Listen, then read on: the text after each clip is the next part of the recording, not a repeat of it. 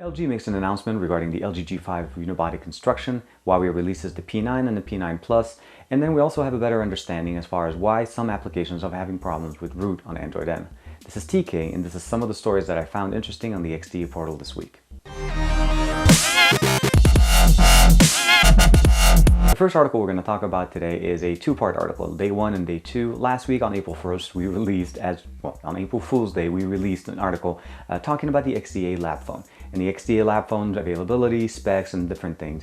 And some people caught on right away that this was April Fool's, and some people actually at some point started believing that this was a real device.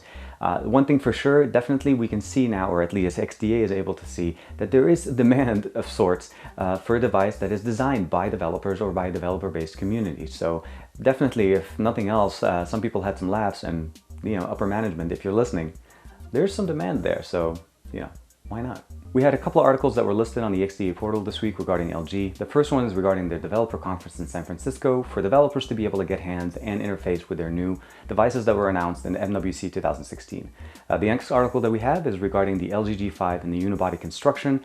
And in short, LG is basically saying it is a unibody metallic construction at the bottom, but the fact of the matter is what we feel in the hand and why it feels a little bit plasticky, it's because it's the paint. There's a primer and paint that we put it on top of it to cover the antennas areas, and what we're feeling in the hand is pretty much that.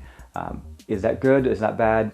I'm not sure. Personally, it doesn't really hinder my experience using the device, but the fact of the matter is I was expecting it to be metallic, kind of like the HTC M9 or even the HTC M8, M7. Those have a much more cooler feel to the hand. The next article that we have is an article that talks about how past purchases of devices in the past, as far as what we purchased when we first started buying devices, has influenced our acceptance and our expectations of devices coming up in the near future and how we plan to upgrade.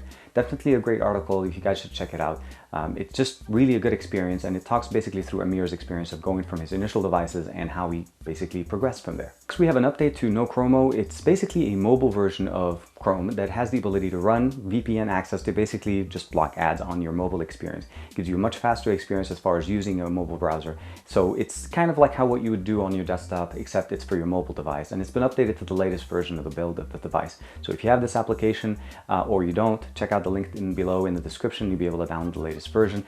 I do want to mention that, just as a side note, here at XDA, if you do want to have a better experience using XDA without having any of the ads, there is an option of going for an XDA no ads option. So I'll give you guys a link in the description below if you'd like to check that out. But other than that, it's good to see that we have more options now for non-root options, at least on our mobile devices. The next article that we have here is an article that talks about Android N and root applications and some of the problems that users are having basically getting their applications to work.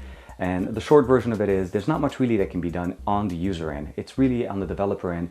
And Chainfire put out an article explaining some of the challenges that are going on and what changed, what is there, and what's missing from Android N. Definitely check out this article. I found it very enlightening, and hopefully we'll have more updates, but the fact of the matter is it's still a preview, so you can't really expect full functionality on a preview level. Sad note, if you have a Revolve type device that basically was bought out last year by Nest or by Google now, or Alphabet, depending on which company you're going with, one of the things you're going to be sad to know is that on the 15th of May, unfortunately, support for those devices is going to shut down and the servers for those things are going to go away.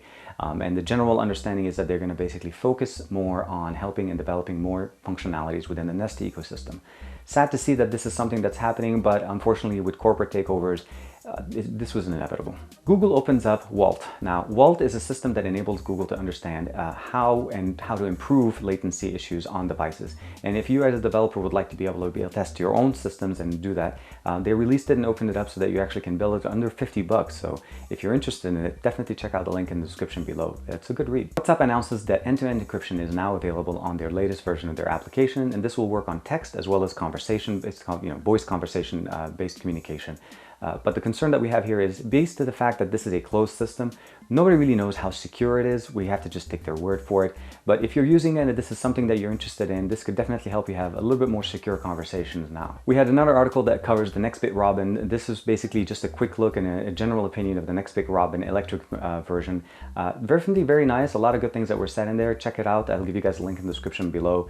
This device has definitely been one of the biggest Kickstarter campaign based devices that's been not only announced, but actually started started to ship. So people are now having them in their hands. So if you have one, please let us know what you guys think in the comments below. Huawei announces the P9 and the P9 Plus. And one of the main things that basically make this very unique, outside of the fact that it has a level 4 3D fingerprint scanner on the back, it has two 12 megapixel cameras, one RGB and one monochrome, that enables us to have a much better experience in just getting really good pictures, really good depth of field, and it also has support from Leica. So if you're interested in high-end photography, hopefully when this device is announced or available, we'll be able to basically, check it out. Let me know what you guys think in the comments below. I'm not sure about US availability, but as far as I understand now, it's basically announced for Europe. Exposed gets another application that's featured on the XDA portal this week, and this time it's a downloading application that enables to download and basically have files to be able to view offline if we are not going to have good network connection.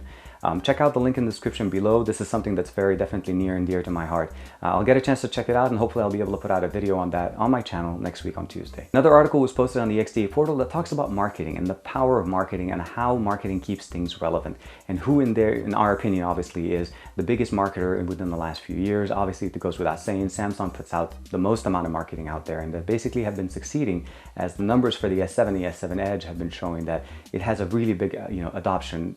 Definitely the hardware and the software experience help, but marketing is always what keeps it in front of us, what keeps us thinking about the brand, and this is basically something that we need to be aware of. We have a release of Android Studio 2.0 stable that's available right now, so if you guys are using Android Studio currently, please make sure to update it or check the link in the description below. Some of the new features available on Android Studio would just basically give us better speed, better performance, and more stability in running applications in there. The last article that we have here, as far as the general ones, we have a couple of applications that were talked, which is basically Projector and Nevolution. And there are two applications that are trying to address how notifications are done on our devices. It's basically giving us a smarter way of getting notification as opposed to just basically being bombarded by notification.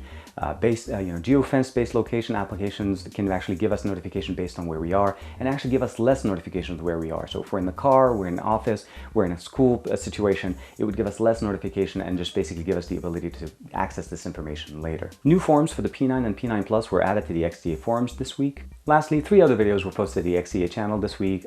Ronald put out a video regarding the Google Cardboard best applications that he found on the currently available. The other video is how to be able to basically take 3D pictures or VR pictures, as well as watch videos within the Google Cardboard experience. So that's a couple of videos there on Google Cardboard VR. And the last video is about an app that you've probably never heard of. And if you have a Chromecast, you definitely should check it out. It gives us the ability to cast widget with information like weather, traffic, even clock directly to our Chromecast devices. So if you're projecting it to a TV, you can make it into a news feed, just having it basically casting from your device. I found it very interesting. Definitely will check that out. But other than that, let me know in the comments below if there's anything else that you guys maybe I missed, or your comments or your thoughts about what happened this week on the XDA portal. Other than that, as usual, like and subscribe. Let me know what you guys think in the comment below. I will see you guys next week.